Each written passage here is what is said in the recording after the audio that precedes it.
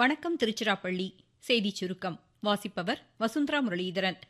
நாட்டின் 79வது சுதந்திர தினம் இன்று கோலாகலமாகவும் உற்சாகத்துடனும் கொண்டாடப்படுகிறது. 79வது சுதந்திர தினத்தை ஒட்டி பிரதமர் திரு நரேந்திர மோடி டெல்லி செங்கோட்டையில் தேசிய கொடியை ஏற்றி வைத்து உரையாற்றினார். நாட்டின் முதுகெலும்பாக விவசாயிகள் திகழ்கிறார்கள் என்றும் அவர் எடுத்துரைத்தார். விவசாயிகள் தொடர்பாக பிரதமர் உரையின் சிறப்பம்சங்கள். தற்சார்பு நிலைக்கு நம் பாரதம் முன்னேறி செல்ல விவசாயிகளின் பங்களிப்பை பிரதமர் சுட்டிக்காட்டினார். உணவு பாதுகாப்பில் தேசத்தை பாதுகாப்பாக விவசாயிகள் கொண்டு செல்வதாக பெருமிதம் தெரிவித்த அவர், விவசாயிகள், மீனவர்கள் மற்றும் பால் உற்பத்தியாளர்கள் நலன்களில் பாதுகாப்பு அரணாக தமது அரசு எப்பொழுதும் நிற்கும் என்றும் அவர்களது நலத்தில் எந்த சமரசமும் செய்து கொள்ளப்பட மாட்டாது என்று உறுதிபட தெரிவித்தார். சர்வதேச அளவில் பால், பருப்பு வகைகள், சணல் உற்பத்தியில் முதலிடம் வகிப்பதாக கூறிய பிரதமர், அரிசி, கோதுமை, பருத்தி, பழம், காய்கறி உற்பத்தியில் 2ஆம் இடம் பிடித்திருப்பதை சுட்டிக்காட்டினார்.